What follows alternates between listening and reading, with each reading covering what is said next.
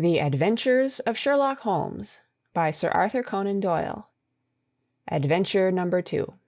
The Red-Headed League. I had called upon my friend, Mr. Sherlock Holmes, one day in the autumn of last year, and found him in deep conversation with a very stout, florid-faced, elderly gentleman with fiery red hair. With an apology for my intrusion, I was about to withdraw when Holmes pulled me abruptly into the room and closed the door behind me. "You could not possibly have come at a better time, my dear Watson," he said cordially. "I was afraid that you were engaged." "So I am, very much so." "Then I can wait in the next room." "Not at all. This gentleman, Mr. Wilson, has been my partner and helper in many of my most successful cases, and I have no doubt that he will be of the utmost use to me in yours also." The stout gentleman half rose from his chair and gave a bob of greeting, with a quick little questioning glance from his small, fat, encircled eyes. "Try the settee," said Holmes, relapsing into his armchair and putting his fingertips together, as was his custom when in judicial moods. "I know, my dear Watson, that you share my love of all that is bizarre and outside the conventions and humdrum routine of everyday life. You have shown your relish for it by the enthusiasm which has prompted you to chronicle, and, if you will excuse my saying so, somewhat to embellish so many of my own little adventures. Your cases have indeed been of the greatest interest to me," I observed. You will remember that I remarked the other day, just before we went into the very simple problem presented by Miss Mary Sutherland, that for strange effects and extraordinary combinations we must go to life itself, which is always far more daring than any effort of the imagination. A proposition which I took the liberty of doubting. You did, doctor, but none the less you must come round to my view, for otherwise I shall keep on piling fact upon fact on you, until your reason breaks down under them and acknowledges me to be right. Now, Mr. Jabez Wilson here has been good enough to call upon me this morning, and to begin a narrative which promises to be one of the most singular which I have listened to for some time. You have heard me remark that the strangest and most unique things are very often connected not with the larger but with the smaller crimes, and occasionally, indeed, where there is room for doubt whether any positive crime has been committed. As far as I have heard, it is impossible for me to say whether the present case is an instance of crime or not, but the course of events is certainly among the most singular that I have ever listened to. Perhaps, Mr. Wilson, you would have the great kindness to recommence your narrative. I ask you not merely because my friend Dr. Watson has not heard the opening part, but also because the peculiar nature of the story makes me anxious to have every possible detail from your lips. As a rule, when I have heard some slight indication in the course of events, I am able to guide myself by the thousands of other similar cases which occur to my memory.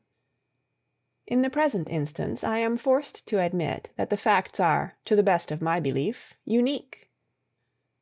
The portly client puffed out his chest with an appearance of some little pride, and pulled a dirty and wrinkled newspaper from the inside pocket of his greatcoat.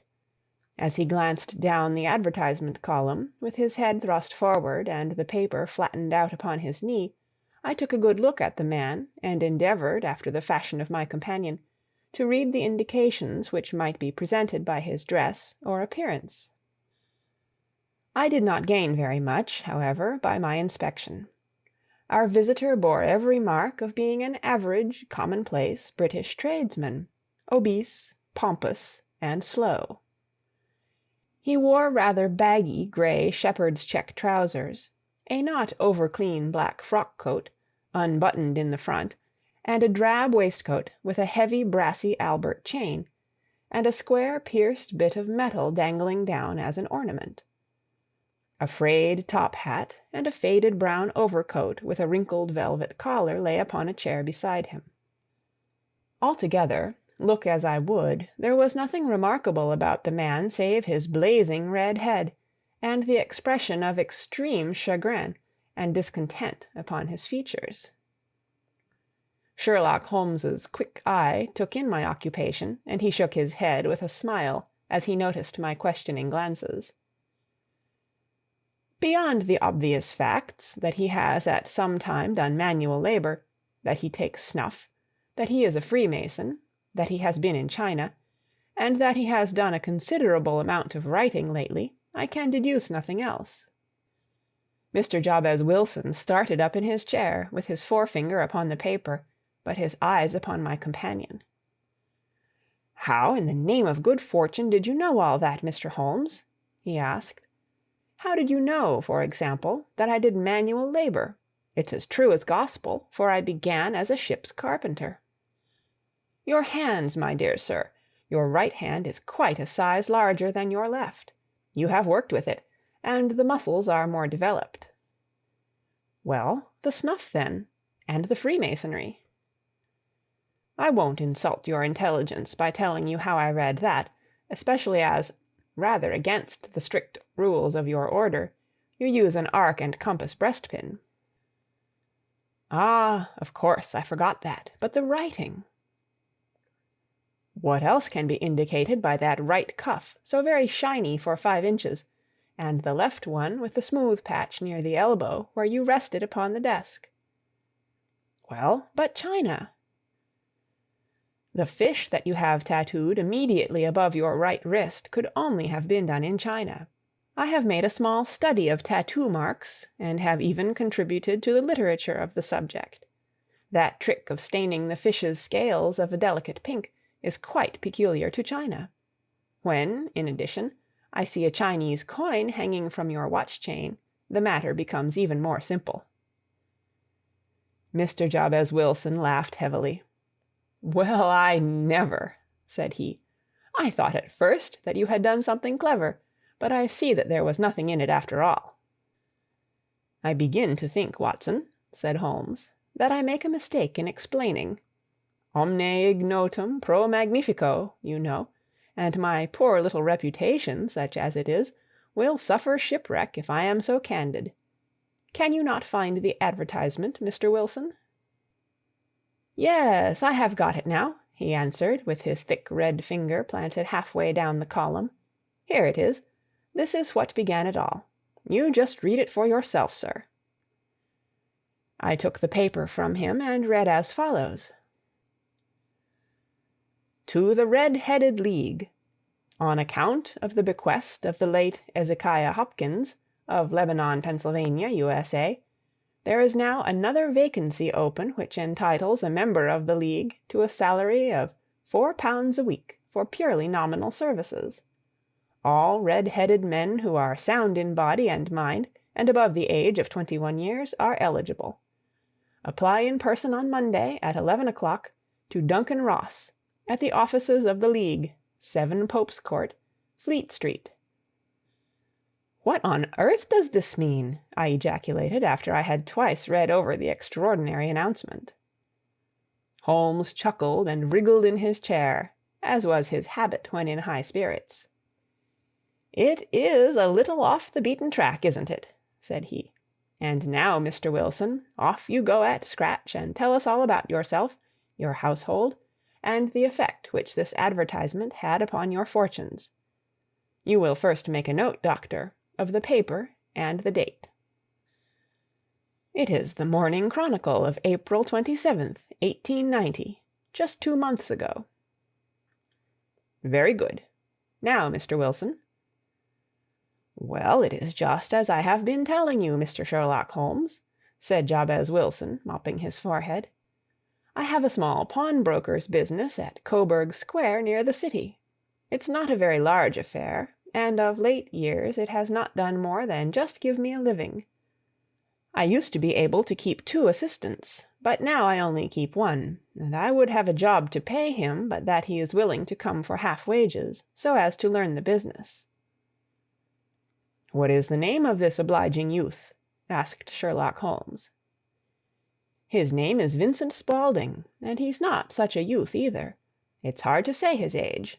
I should not wish a smarter assistant, Mr. Holmes, and I know very well that he could better himself and earn twice what I am able to give him. But, after all, If he is satisfied, why should I put ideas in his head?" "Why, indeed?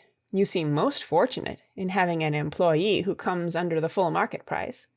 It is not a common experience among employers in this age. I don't know that your assistant is not as remarkable as your advertisement." "Oh, he has his faults, too," said Mr. Wilson. "Never was such a fellow for photography, snapping away with a camera when he ought to be improving his mind, and then diving down into the cellar like a rabbit into its hole to develop his pictures. That is his main fault, but on the whole he's a good worker. There's no vice in him." "He is still with you, I presume?" "Yes, sir. He and a girl of 14 who does a bit of simple cooking and keeps the place clean. That's all I have in the house, for I am a widower, and never had any family. We live very quietly, sir, the three of us, and we keep a roof over our heads and pay our debts, if we do nothing more." The first thing that put us out was that advertisement. Spaulding, he came down into the office just this day 8 weeks, with this very paper in his hand, and he says, "I wish to the Lord, Mr. Wilson, that I was a red-headed man." "Why's that?" I asks. "Why," says he, "here's another vacancy on the League of the Red-Headed Men. It's worth quite a little fortune to any man who gets it, and I understand that there are more vacancies than there are men, so that the trustees are at their wits' end what to do with the money. If my hair would only change color, here's a nice little crib all ready for me to step into." "Why, what is it then?" I asked. You see, Mr. Holmes, I am a very stay-at-home man, and as my business came to me instead of my having to go to it, I was often 3 weeks on end without putting my foot over the door-mat. In that way I didn't know much of what was going on outside, and I was always glad of a bit of news." "Have you never heard of the League of the Red-Headed Men?" he asked, with his eyes open. "Never." "Why, I wonder at that, for you are eligible yourself for one of the vacancies." "And what are they worth?" I asked. "Oh, merely a couple of hundred a year, but the work is slight, and it need not interfere very much with one's other occupations." Well, you can easily think that that made me prick up my ears, for the business has not been over good for some years, and an extra couple of hundred would have been very handy. "Tell me all about it," said I. "Well," said he, showing me the advertisement, "you can see for yourself that the League has a vacancy, and there is the address where you should apply for particulars. As far as I can make out, the League was founded by an American millionaire, Ezekiah Hopkins, who was very peculiar in his ways. He was himself red-headed, and he had a great sympathy for all red-headed men, so when he died it was found that he had left his enormous fortune in the hands of trustees, with instructions to apply the interest to the providing of easy berths to men whose hair is of that color. From all I hear, it is splendid pay and very little to do." "But," said I, "there would be millions of red-headed men who would apply." "Not so many as you might think," he answered. "You see, it is really confined to Londoners and to grown men. This American had started from London when he was young, and he wanted to do the old town a good turn. Then again, I have heard it is no use your applying if your hair is light red, or dark red, or anything but real bright, blazing, fiery red. Now, if you cared to apply, Mr. Wilson, you would just walk in, but perhaps it would hardly be worth your while to put yourself out of the way for the sake of a few £100. Now, it is a fact, gentlemen, as you may see for yourselves, that my hair is of a very full and rich tint, so that it seemed to me that if there was to be any competition in the matter, I stood as good a chance as any man that I had ever met. Vincent Spaulding seemed to know so much about it that I thought he might prove useful, so I just ordered him to put up the shutters for the day, and to come right away with me. He was very willing to have a holiday, so we shut the business up and started off for the address that was given us in the advertisement. I never hope to see such a sight as that again, Mr. Holmes. From north, south, east, and west, every man who had a shade of red in his hair had tramped into the city to answer the advertisement. Fleet Street was choked with red-headed folk, and Pope's Court looked like a coster's orange barrow. I should not have thought there were so many in the whole country as were brought together by that single advertisement. Every shade of colour they were: straw, lemon, orange, brick, Irish setter, liver, clay. But, as Spaulding said, there were not many who had the real vivid flame-coloured tint. When I saw how many were waiting, I would have given it up in despair, but Spaulding would not hear of it. How he did it I could not imagine, but he pushed and pulled and butted until he got me through the crowd and right up to the steps which led to the office. There was a double stream upon the stair, some going up in hope and some coming back dejected, but we wedged in as well as we could, and soon found ourselves in the office. "Your experience has been a most entertaining one," remarked Holmes, as his client paused and refreshed his memory with a huge pinch of snuff. "Pray continue your very interesting statement." There was nothing in the office but a couple of wooden chairs and a deal table, behind which sat a small man with a head that was even redder than mine. He said a few words to each candidate as he came up, and then he always managed to find some fault in them which would disqualify them. Getting a vacancy did not seem to be such a very easy matter after all. However, when our turn came, the little man was much more favourable to me than to any of the others, and he closed the door as we entered, so that he might have a private word with us. "This is Mr. Jabez Wilson," said my assistant, "and he is willing to fill a vacancy in the League." "And he is admirably suited for it," the other answered. "He has every requirement. I cannot recall when I have seen anything so fine." He took a step backward, cocked his head on one side, and gazed at my hair until I felt quite bashful. Then suddenly he plunged forward, wrung my hand, and congratulated me warmly on my success. "It would be injustice to hesitate," said he. "You will, however, I am sure, excuse me for taking an obvious precaution." With that he seized my hair in both his hands and tugged until I yelled with the pain. "There is water in your eyes," said he as he released me. "I perceive that all is as it should be, but we have to be careful, for we have twice been deceived by wigs and once by paint. I could tell you tales of cobbler's wax which would disgust you with human nature." He stepped over to the window and shouted through it at the top of his voice that the vacancy was filled. A groan of disappointment came up from below, and the folk all trooped away in different directions, until there was not a red head to be seen except my own, and that of the manager. "My name," said he, "is Mr. Duncan Ross, and I am myself one of the pensioners upon the fund left by our noble benefactor. Are you a married man, Mr. Wilson? Have you a family?" I answered that I had not. His face fell immediately. "Dear me," he said gravely, "that is very serious indeed. I am sorry to hear you say that. The fund was, of course, for the propagation and spread of the redheads as well as for their maintenance. It is exceedingly unfortunate that you should be a bachelor." My face lengthened at this, Mr. Holmes, for I thought that I was not to have the vacancy after all, but after thinking it over for a few minutes he said that it would be all right. "In the case of another," said he, "the objection might be fatal, but we must stretch a point in favor of a man with such a head of hair as yours. When shall you be able to enter upon your new duties?" "Well, it is a little awkward, for I have a business already," said I. "Oh, never mind about that, Mr. Wilson," said Vincent Spaulding. "I should be able to look after that for you." "What would be the hours?" I asked. 10 to 2. Now, a pawnbroker's business is mostly done of an evening, Mr. Holmes, especially Thursday and Friday evening, which is just before payday, so it would suit me very well to earn a little in the mornings. Besides, I knew that my assistant was a good man, and that he would see to anything that turned up.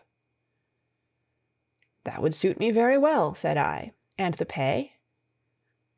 "Is £4 a week." "And the work?" "Is purely nominal." What do you call purely nominal? Well, you have to be in the office, or at least in the building, the whole time. If you leave, you forfeit your whole position forever. The will is very clear upon that point. You don't comply with the conditions if you budge from the office during that time.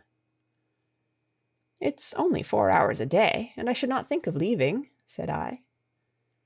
No excuse will avail, said Mr. Duncan Ross. Neither sickness, nor business, nor anything else.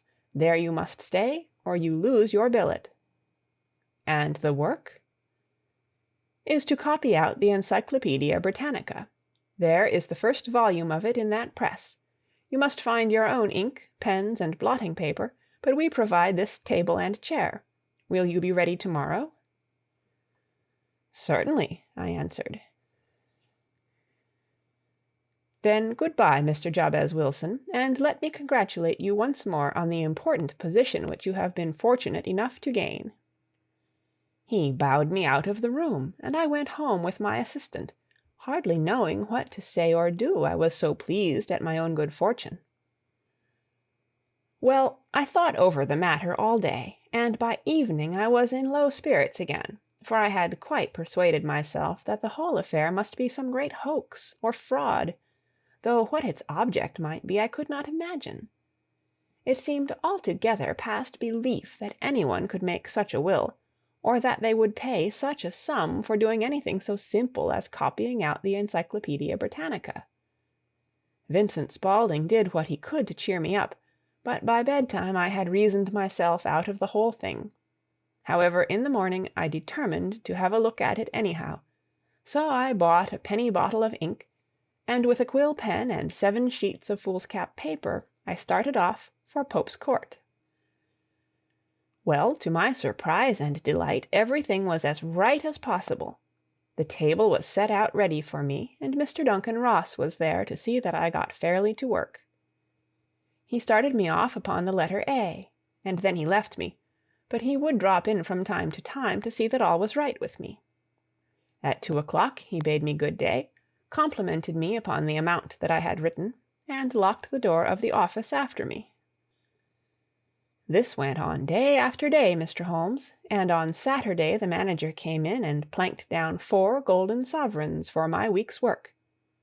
It was the same next week, and the same the week after. Every morning I was there at 10, and every afternoon I left at 2. By degrees Mr. Duncan Ross took to coming in only once of a morning, and then after a time he did not come in at all. Still, of course, I never dared to leave the room for an instant, for I was not sure when he might come, and the billet was such a good one and suited me so well that I would not risk the loss of it. 8 weeks passed away like this, and I had written about abbots, and archery, and armor, and architecture, and Attica, and hoped with diligence that I might get on to the bees before very long. It cost me something in foolscap, and I had pretty nearly filled a shelf with my writings. And then suddenly the whole business came to an end. To an end? Yes, sir, and no later than this morning. I went to my work as usual at 10 o'clock, but the door was shut and locked, with a little square of cardboard hammered on to the middle of the panel with a tack. Here it is, and you can read for yourself. He held up a piece of white cardboard about the size of a sheet of notepaper. It read in this fashion: "The Red-Headed League is dissolved. October 9, 1890. Sherlock Holmes and I surveyed this curt announcement, and the rueful face behind it, until the comical side of the affair so completely overtopped every other consideration that we both burst out into a roar of laughter. "I cannot see that there is anything very funny," cried our client, flushing up to the roots of his flaming head. "If you can do nothing better than laugh at me, I can go elsewhere." "No, no," cried Holmes, shoving him back into the chair from which he had half risen. "I really wouldn't miss your case for the world. It is most refreshingly unusual. But there is, if you will excuse my saying so, something just a little funny about it. Pray, what steps did you take when you found the card upon the door?" "I was staggered, sir. I did not know what to do. Then I called at the offices round, but none of them seemed to know anything about it. Finally, I went to the landlord, who is an accountant living on the ground floor, and I asked him if he could tell me what had become of the Red-headed League. He said that he had never heard of any such body. Then I asked him who Mr. Duncan Ross was. He answered that the name was new to him. "Well," said I, "the gentleman at number 4. "What, the red-headed man?" "Yes."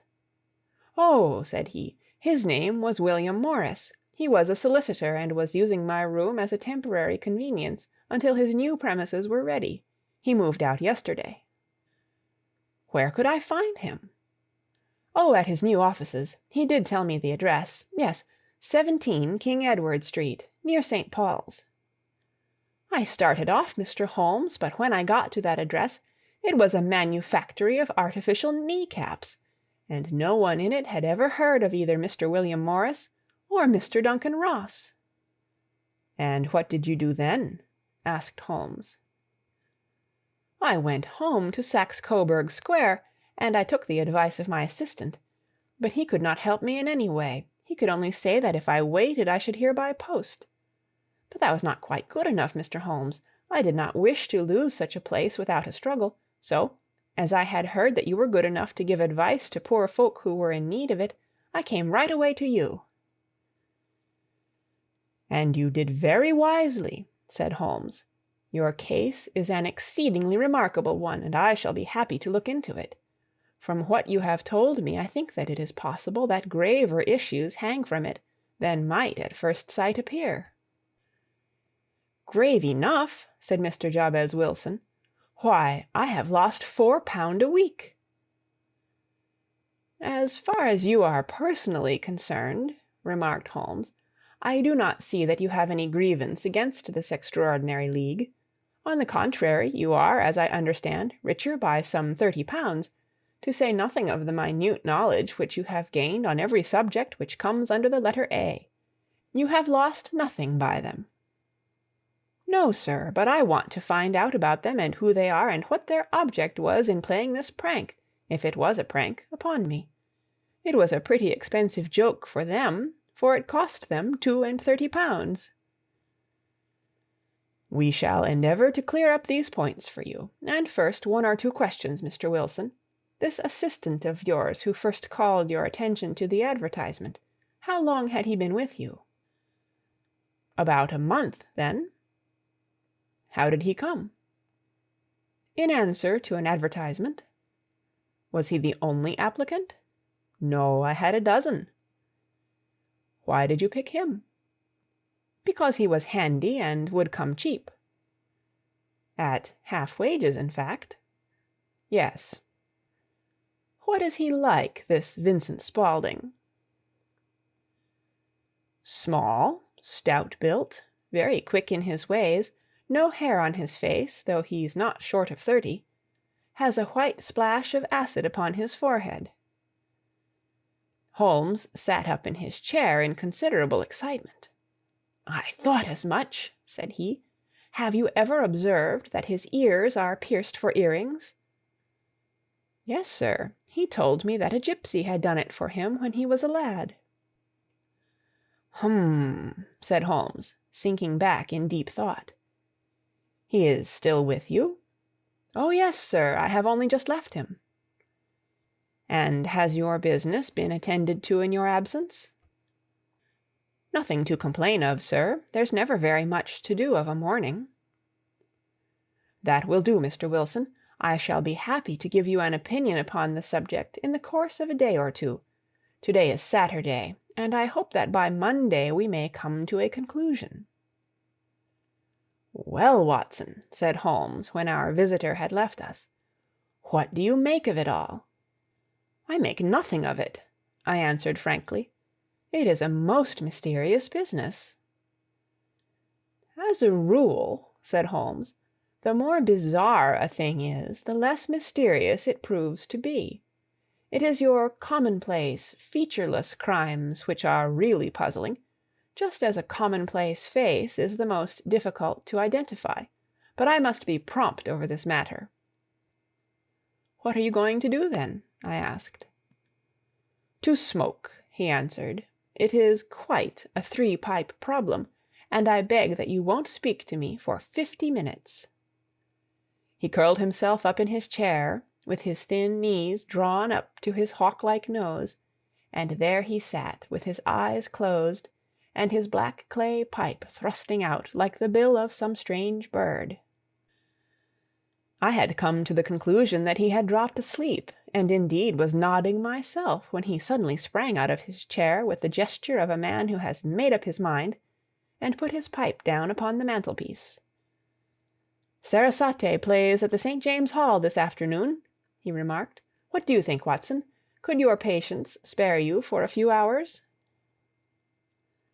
"I have nothing to do to-day. My practice is never very absorbing." "Then put on your hat and come. I am going through the city first, and we can have some lunch on the way. I observe that there is a good deal of German music on the programme, which is rather more to my taste than Italian or French. It is introspective, and I want to introspect. Come along." We travelled by the Underground as far as Aldersgate, and a short walk took us to Saxe Coburg Square, the scene of the singular story which we had listened to in the morning. It was a poky little shabby-genteel place, where 4 lines of dingy 2-storied brick houses looked out into a small, railed-in enclosure, where a lawn of weedy grass and a few clumps of faded laurel bushes made a hard fight against a smoke-laden and uncongenial atmosphere. 3 gilt balls and a brown board with "Jabez Wilson" in white letters upon a corner house announced the place where our red-headed client carried on his business. Sherlock Holmes stepped in front of it with his head on one side, and looked it all over, with his eyes shining brightly between puckered lids. Then he walked slowly up the street, and then down again to the corner, still looking keenly at the houses. Finally he returned to the pawnbroker's, and, having thumped vigorously upon the pavement with his stick 2 or 3 times, he went up to the door and knocked.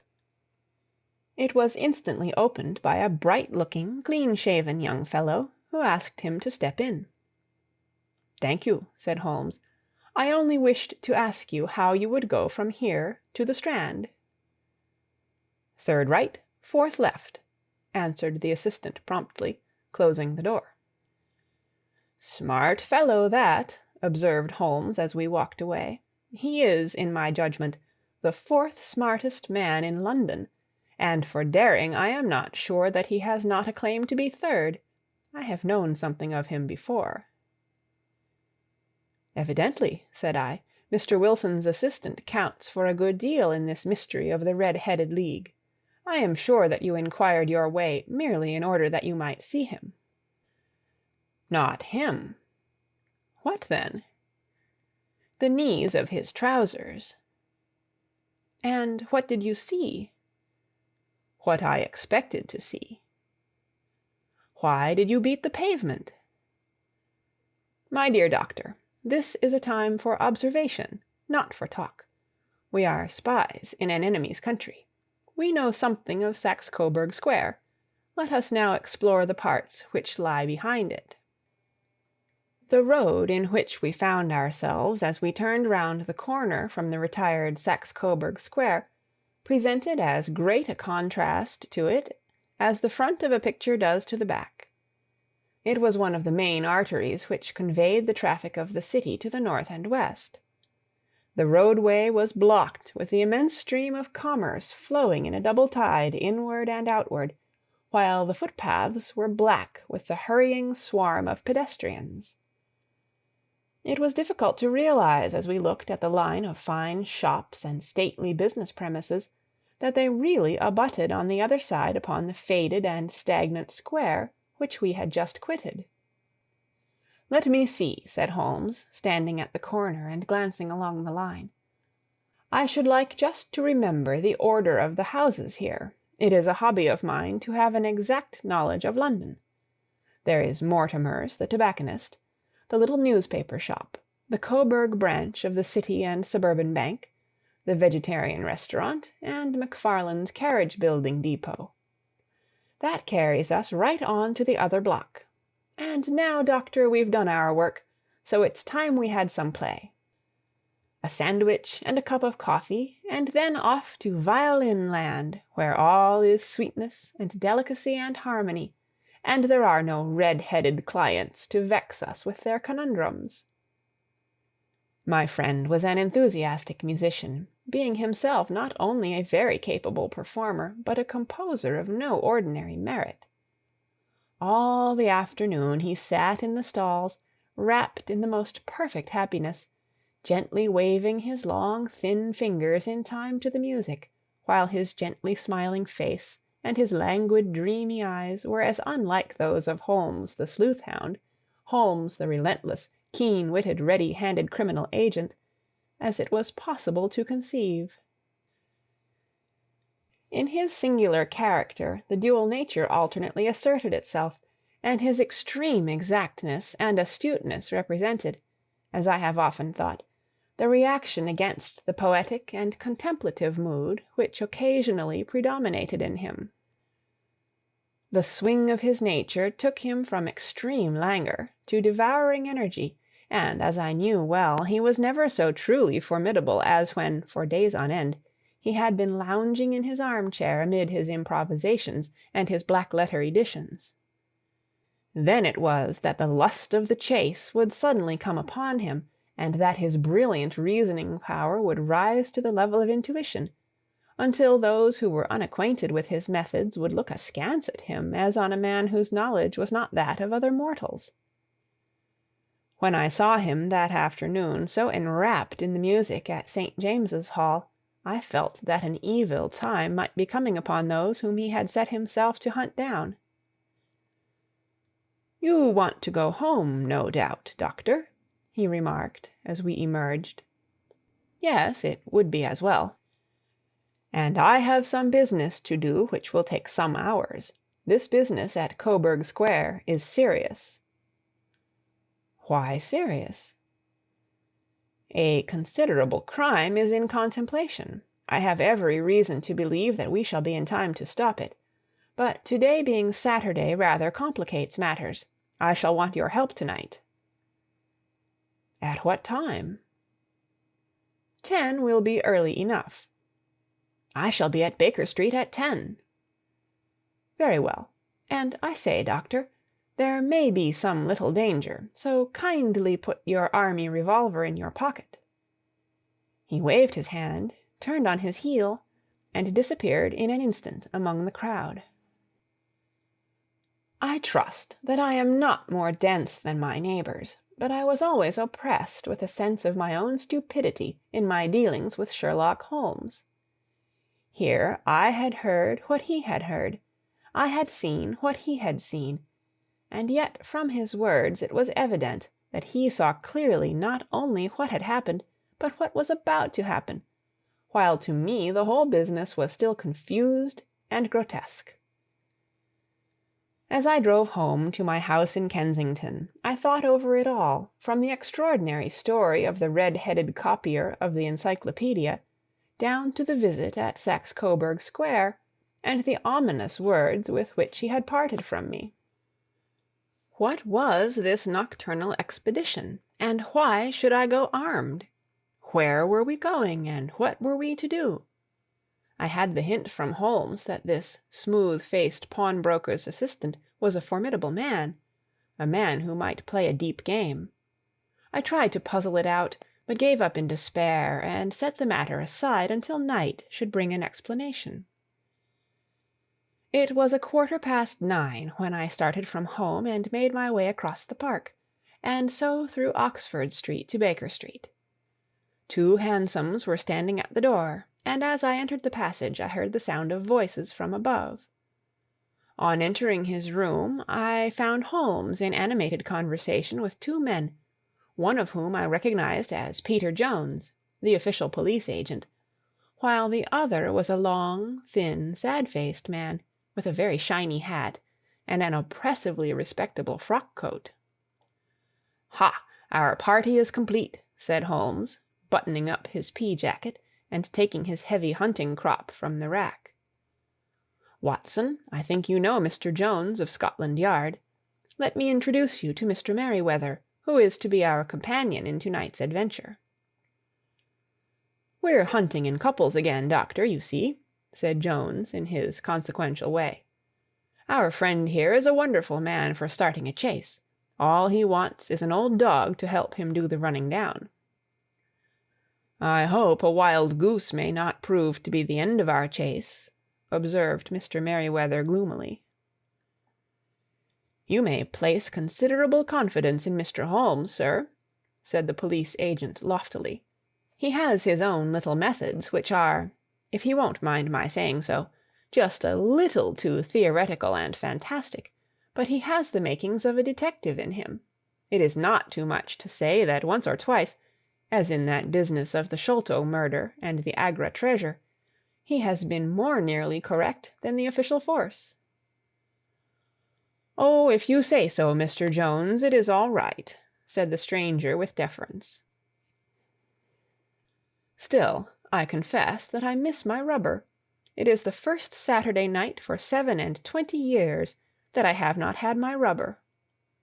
"I think you will find," said Sherlock Holmes, "that you will play for a higher stake to-night than you have ever done yet, and that the play will be more exciting. For you, Mr. Merryweather, the stake will be some £30,000, and for you, Jones, it will be the man upon whom you wish to lay your hands. John Clay, the murderer, thief, smasher, and forger. He's a young man, Mr. Merryweather, but he is at the head of his profession, and I would rather have my bracelets on him than on any criminal in London. He's a remarkable man, is young John Clay. His grandfather was a royal duke, and he himself has been to Eton and Oxford. His brain is as cunning as his fingers, and though we meet signs of him at every turn, we never know where to find the man himself. He'll crack a crib in Scotland one week, and be raising money to build an orphanage in Cornwall the next. I've been on his track for years, and have never set eyes on him yet. I hope that I may have the pleasure of introducing you to-night. I've had one or two little turns also with Mr. John Clay, and I agree with you that he is at the head of his profession. It is past 10, however, and quite time that we started. If you two will take the first hansom, Watson and I will follow in the second." Sherlock Holmes was not very communicative during the long drive, and lay back in the cab humming the tunes which he had heard in the afternoon. We rattled through an endless labyrinth of gas-lit streets until we emerged into Farrington Street. "We are close there now," my friend remarked. "This fellow Merryweather is a bank director, and personally interested in the matter. I thought it as well to have Jones with us also. He is not a bad fellow, though an absolute imbecile in his profession.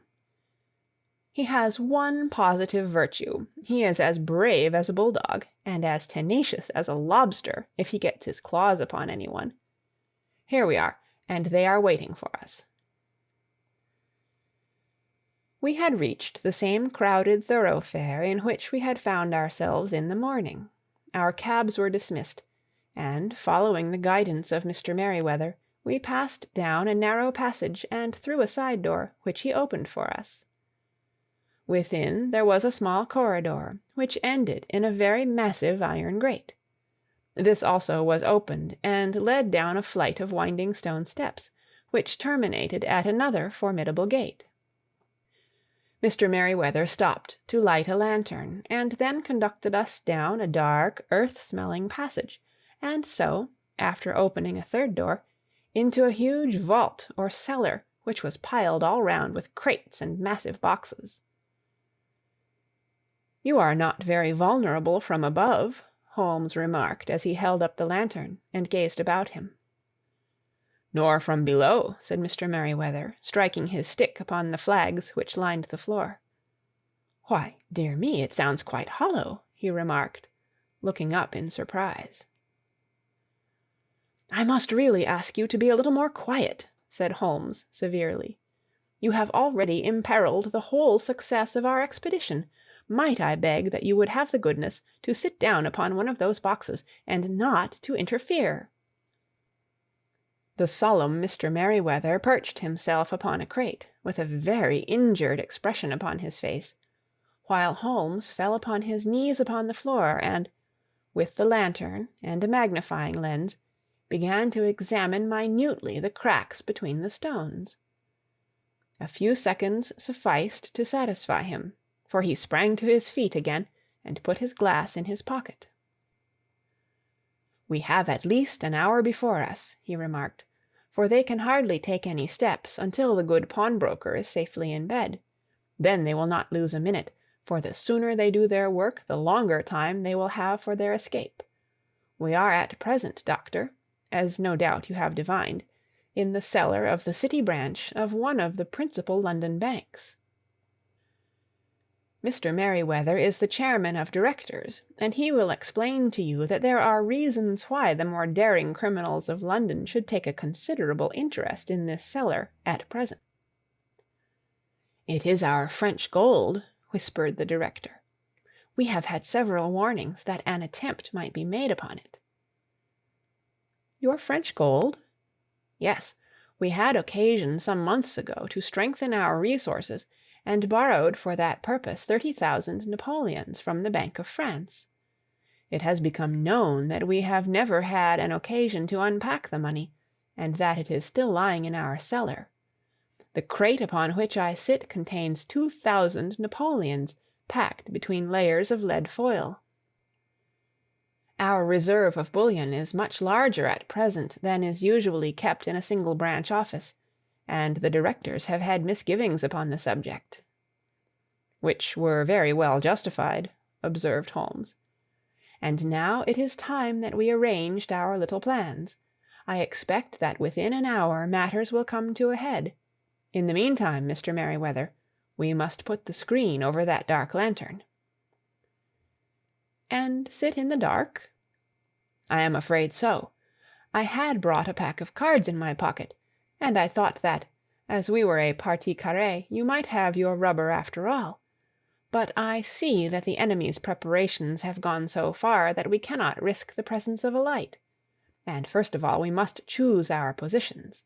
These are daring men, and though we shall take them at a disadvantage, they may do us some harm unless we are careful. I shall stand behind this crate, and do you conceal yourselves behind those. Then, when I flash a light upon them, close in swiftly. If they fire, Watson, have no compunction about shooting them down." I placed my revolver, cocked, upon the top of the wooden case behind which I crouched. Holmes shot the slide across the front of his lantern, and left us in pitch darkness. Such an absolute darkness as I have never before experienced. The smell of hot metal remained to assure us that the light was still there, ready to flash out at a moment's notice. To me, with my nerves worked up to a pitch of expectancy, there was something depressing and subduing in the sudden gloom, and in the cold, dank air of the vault. "They have but one retreat," whispered Holmes. "That is back through the house into Saxe Coburg Square. I hope that you have done what I asked you, Jones." "I have an inspector and 2 officers waiting at the front door."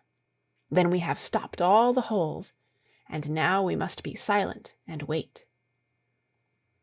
What a time it seemed!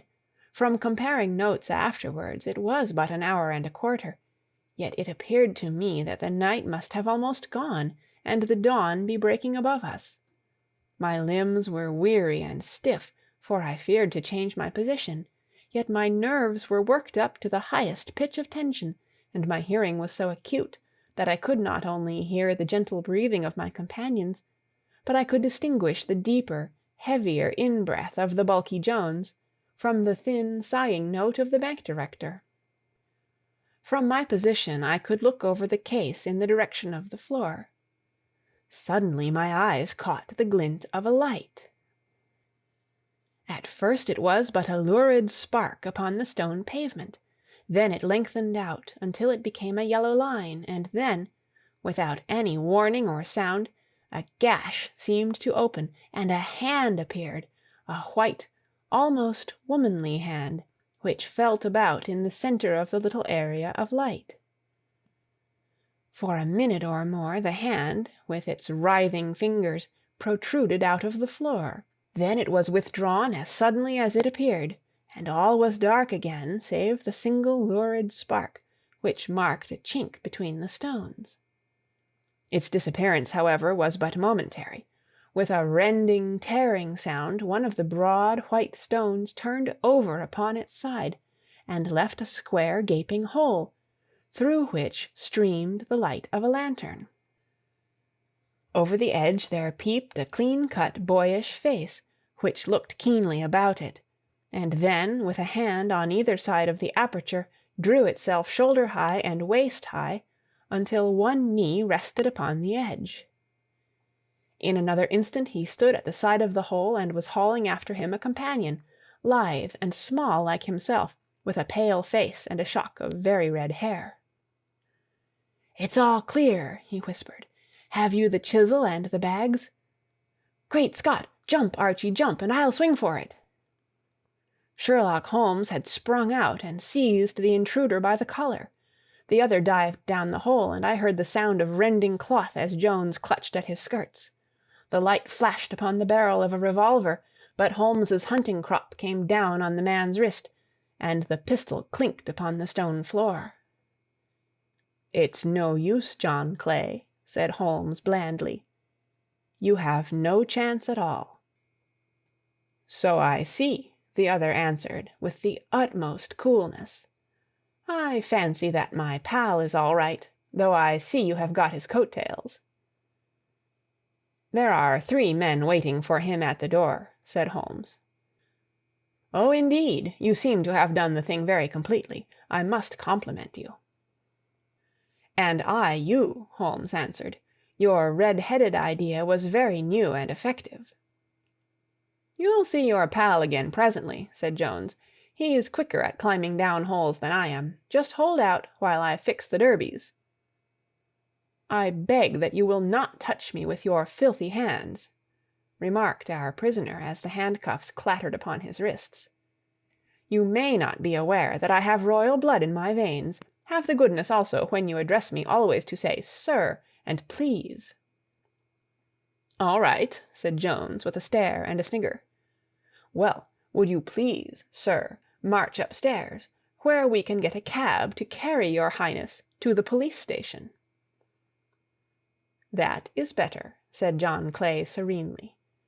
He made a sweeping bow to the 3 of us, and walked quietly off in the custody of the detective. "Really, Mr. Holmes," said Mr. Merryweather, as we followed them from the cellar, "I do not know how the bank can thank you or repay you. There is no doubt that you have detected and defeated, in the most complete manner, one of the most determined attempts at bank robbery that have ever come within my experience." "I have had 1 or 2 little scores of my own to settle with Mr. John Clay," said Holmes. "I have been at some small expense over this matter, which I shall expect the bank to refund, but beyond that I am amply repaid by having had an experience which is in many ways unique, and by hearing the very remarkable narrative of the Red-Headed League. You see, Watson," he explained in the early hours of the morning as we sat over a glass of whiskey and soda in Baker Street, "it was perfectly obvious from the first that the only possible object of this rather fantastic business for the advertisement of the League, and the copying of the encyclopedia, must be to get this not over-bright pawnbroker out of the way for a number of hours every day. It was a curious way of managing it, but really it would be difficult to suggest a better. The method was no doubt suggested to Clay's ingenious mind by the color of his accomplice's hair. The £4 a week was a lure which must draw him, and what was it to them who were playing for thousands? They put in the advertisement. One rogue has the temporary office, the other rogue incites the man to apply for it, and together they manage to secure his absence every morning in the week. From the time that I heard of the assistant having come for half wages, it was obvious to me that he had some strong motive for securing the situation. But how could you guess what the motive was? Had there been a woman in the house, I should have suspected a mere vulgar intrigue. That, however, was out of the question. The man's business was a small one, and there was nothing in his house which could account for such elaborate preparations and such an expenditure as they were at. It must, then, be something out of the house. What could it be? I thought of the assistant's fondness for photography, and his trick of vanishing into the cellar. The cellar! There was the end of this tangled clue.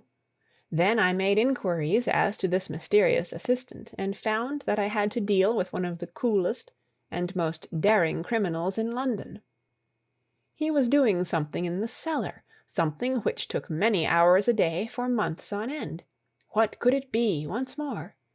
I could think of nothing save that he was running a tunnel to some other building. So far I had got when we went to visit the scene of action. I surprised you by beating upon the pavement with my stick. I was ascertaining whether the cellar stretched out in front or behind. It was not in front. Then I rang the bell, and as I hoped, the assistant answered it. We have had some skirmishes, but we had never set eyes upon each other before. I hardly looked at his face. His knees were what I wished to see. You must yourself have remarked how worn, wrinkled, and stained they were. They spoke of those hours of burrowing. The only remaining point was what they were burrowing for. I walked round the corner, saw the City and Suburban Bank abutted on our friend's premises, and felt that I had solved my problem. When you drove home after the concert, I called upon Scotland Yard and upon the chairman of the bank directors, with the result that you have seen.